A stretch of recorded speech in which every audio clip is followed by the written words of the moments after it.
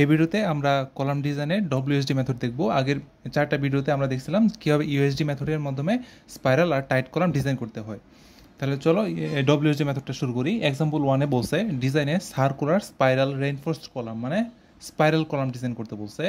With কনসেন্ট্রেটিক allowable load দিয়ে দিছে, direct দিয়ে দিছে, এখানে কোনো ডেড লোড বা লাইভ লোড দেয় নাই, সরাসরি দিয়ে দিছে। অ্যালোয়েবল লোড পি এর মান দিয়ে দিছে, এফসি ড্যাশ কনক্রিট স্ট্যান্ড দিয়ে দিছে, আর এফ ওয়াই এর ভ্যালু দিয়ে দিছে। এখন এটার মধ্যে থেকে আমার স্পাইরাল কলাম ডিজাইন করতে হবে। এখন প্রথমে আমাদের কী কাজ ছিল, আমাদের অ্যালাউয়েবল লোড ক্যালকুলেশন করে, যেহেতু এখানে লোড দেওয়া আছে আমার কোনো দরকার নেই। তারপরে স্টেপটা আমাদের কী ছিল, ইউএসডি মেথডে আমরা দেখে আসছিলাম যে আমার যে কলামটা যে আছে কলামের আমার ডাইমেনশনটা আমার এখানে বের করতে হবে। এটা হলো আমাদের সেকেন্ড স্টেপ। তাহলে চলো ওটা বের করে, আমরা যেহেতু এখানে স্পাইরাল কলাম, এটা আমরা কী করবো, এখন আমরা ডায়ামিটার বের করব। প্রথমে কী করবো, আমরা কলামের এজির মান বের করব, মানে গ্রস কনক্রিট যে এরিয়াটা আছে সেটা বের করবো, সেখান থেকে আমরা ডায়ামিটার বের করবো। চলো এটার মধ্যে যে ফর্মুলা আছে ডব্লিউএসডি মেথডের মধ্যে, এটা হলো P is equal to AG into 0.25 FC dash plus F S into রোজি। এখন দেখো কী কী ভ্যালু আমাদের দেওয়া আছে, কী কী ভ্যালু দেওয়া নাই। দেখো পি এর ভ্যালু দেওয়া আছে, এজির ভ্যালু আমরা বের করবো, এফসি ড্যাশের ভ্যালু দিয়ে দিছে 4, এফ এস এর ভ্যালুটা নাই। অ্যালাবল যে স্ট্রেস আছে সেটা এখানে দেওয়া নাই। এখানে এফ ওয়াই দিয়ে দিছে, আমরা জানি কি এফ ওয়াই থাকলে আমরা এফ এস এখান থেকে বের করতে পারি। কীভাবে বের করতে পারি, F S is equal to 0.40 into F Y. তাহলে এখান থেকে আমরা এফ এস এর ভ্যালুটা আমরা এখান থেকে বের হয়ে যাবে। তারপরে দেখো রোজি আছে, রোজির ভ্যালুটাও কিন্তু আমার কোশ্চেনের মধ্যে দেওয়া নাই। এক্ষেত্রে এজিউম করে তোমাদের নিয়ে নিতে হবে। এক্ষেত্রে তোমরা রোজির ভ্যালুটা 0.02 ধরে নিতে পারো। রোজির মিনিমাম ভ্যালু হলো 0.01। যেহেতু এখানে 0.02 ধরে নিছি, এখানে যদি মানগুলো আমরা এখানে বসাই দিলে আমরা এখান থেকে সরাসরি এজির যে মান আছে সেটা আমরা এখান থেকে পেয়ে যাব।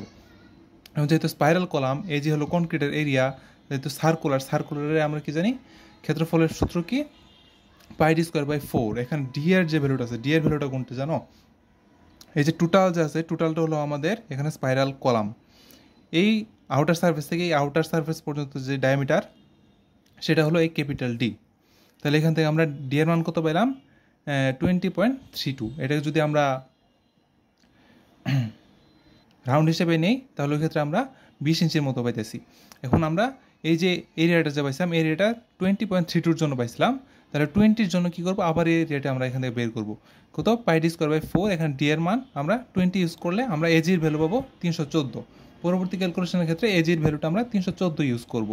তাহলে পরবর্তী আমাদের স্টেপটা কী হবে, আমরা এখন কলামের ডাইমেনশন পেয়ে গেছি। তারপরে কাজ হবে আমাদের যেখানে লঙ্গিচুডিনাল যে বারগুলো আছে আর স্পাইরাল যেটা আছে, স্পাইরালের যে বারটা আছে সেগুলো এখন আমাদের আইডেন্টিফাই করতে হবে। এই জন্য কী করতে হবে, এএসটির ভ্যালু বের করতে হবে। এসটির ভ্যালু কীভাবে বের করবো, আমরা কী করবো, এজির যে ভ্যালুটা পাইছি এজির ভ্যালুটা আবার এই ফর্মুলার মধ্যেই বসাই দিব। কীভাবে বসাবো, দেখো এই ফর্মুলাটা আবার লিখলাম, লিখার পরে দেখো এখানে রোজি আছে, রাইট। রোজির জায়গার মধ্যে আমরা কী লিখবো, এএসটি বাই এজি।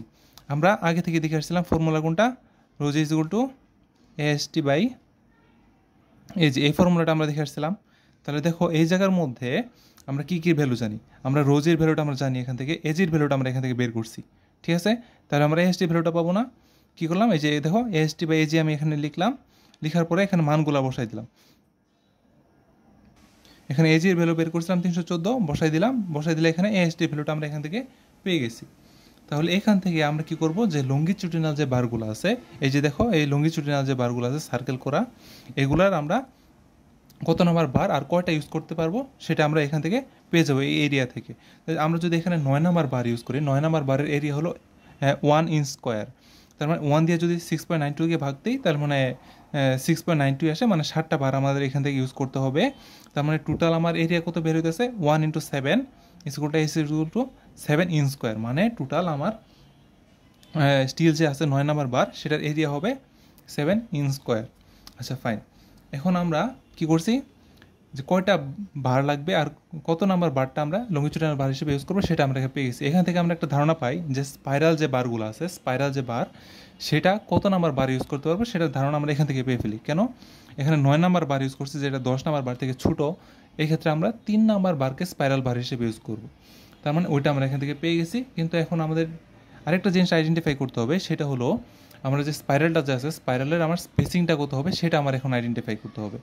সেটার যে ফর্মুলা আছে, ফর্মুলাটা হলো rho S is equal to 4AS by S into DC. এখানে এস কোনটা, এস হলো যে স্পাইরালের যে বারটা ইউজ করতেছি, স্পাইরালের বারের এরিয়া। এখন আমরা 3 নাম্বার বার স্পাইরাল হিসেবে ইউজ করতেছি, তাই এটার এরিয়া হবে 0.11, তার মানে এস এর মান 0.11। এস হলো আমার স্পেসিং যেটা আমরা এখানে বের করব, আর এস ডিসি কোনটা আমার কোরের যে ডায়ামিটার আছে, কোর বলতে কোনটা, এই যে এটা হলো স্পাইরাল, এটা হলো রাউন্ড করার যেটা স্পাইরাল, এর ভিতরে হলো কোর, এটা ডায়ামিটারটা আমার এখানে ডিসি, ঠিক আছে। এটা ডায়ামিটারটা আমার এখানে কত হবে, টোটালটা আমরা বের করছিলাম কত 20, ঠিক আছে, 20 আমরা টোটালটা বের করছিলাম। এখান থেকে যদি আমরা ক্লিয়ার কভার এদিকে 1.5 ইঞ্চি এদিকে 1.5 ইঞ্চি যদি বাদ দিই, মানে টোটাল 3 ইঞ্চ যদি বাদ দিই 20 থেকে, থাকে কত 17 ইঞ্চি। এই 17 ইঞ্চিটা হলো আমার এখানে ডিসি মানে কোরের ডায়ামিটার। তার মানে এই ফর্মুলার মধ্যে দেখো কয়টা আননোন, স্পেসিং আননোন যেটা আমরা বের করবো, আর রোয়েস আননোন। তার মানে রোয়েসের ভ্যালুটা আমার এখান থেকে বের করতে হবে। রোয়েসের আরেকটা ফর্মুলা কি আছে, মিনিমাম রোয়েসের ক্ষেত্রে 0.45 into AG by AC minus 1 into FC রেস বাই এফ ওয়াই। দেখো এখান থেকে কী কী মান আমাদের জানা আছে, এজির মান আমরা জানা আছে 314 আমরা এখানে বের করছি। এসির ভ্যালুটা জানা নেই, এসির ভ্যালু কোনটা, এই যে কোরটা যে আছে, কোরের যে আমার এরিয়া আছে সেটা। দেখো আমার ডায়ামিটার তো বেরি করলাম, বললাম না 17, এই 17 থেকে আমরা এসির মান পাবো না, দেখো পাই ডিসি স্কোয়ার বাই 4, এখানে ডিসির মান কত দেখো 20 মাইনাস 3 বের করছি মানে 17। তার মানে এসির কোরের যে এরিয়া ছিল সেটা আমরা এখান থেকে পেয়ে গেছি। তার মানে দেখো এসির মানটা এখানে বসে দিচ্ছি, কিন্তু এফসি রেসের মানও আমরা জানি, এফ ও এর মানও আমরা জানি। তার মানে এখান থেকে রোয়েসের ভ্যালুটা এখানে বের হয়ে গেল 0.0115। এই ভ্যালুটা যদি আমি এখানে বসাই দিই, তার মানে এস এর মান জানি, ডিসির মান জানি, আমরা এখান থেকে স্পেসিংটা আমরা এখান থেকে পেয়ে যাবো 2.25 ইঞ্চ। তাহলে আমরা চলো একটা চেক করে দেখি যে এটা এসিআই কোডটাকে ফলো করতেছে কিনা। এসিআই কোডের ক্ষেত্রে ম্যাক্সিমাম স্পেসিং কত 1/6 ইন্টু ডিসি, মানে কোরের যে ডায়ামিটার আছে সেটা, কোরের ডায়ামিটার কত বের করছে 17। এক্ষেত্রে দেখো ম্যাক্সিমাম স্পেসিং হতে পারবে 2.83, আমাদের স্পেসিং আছে 2.25, তার মানে ইটস ওকে, এটা ফাইন। তার মানে আমরা স্পাইরাল হিসেবে 3 নাম্বার বার ইউজ করতেছি, আর স্পেসিং কত ইউজ করতেছি 2.25 সেন্টার টু সেন্টার স্পাইরাল এনফোর্সমেন্টের ক্ষেত্রে। এখন যখন তোমরা ড্রয়িংটা করবা, ড্রয়িংয়ের ক্ষেত্রে তোমার 2টা সেকশনই আমার এখানে দেখা দিতে হবে, নয়তো পরীক্ষার মধ্যে মার্ক কম কাটবে, মার্ক কেটে দিতে পারে। এক্ষেত্রে দেখো টোটাল যে ডাইমেনশনগুলো আছে সেগুলো দিয়ে দিবা। এখানে আমরা 9টা 7 নাম্বার বার 7টা 9 নাম্বার বার ইউজ করছি, আর এখানে যে স্পাইরালটা আছে 3 নাম্বার বার ইউজ করা হয়েছে, আর 2.25 ইঞ্চ সেন্টার টু সেন্টার রাখা হয়েছে।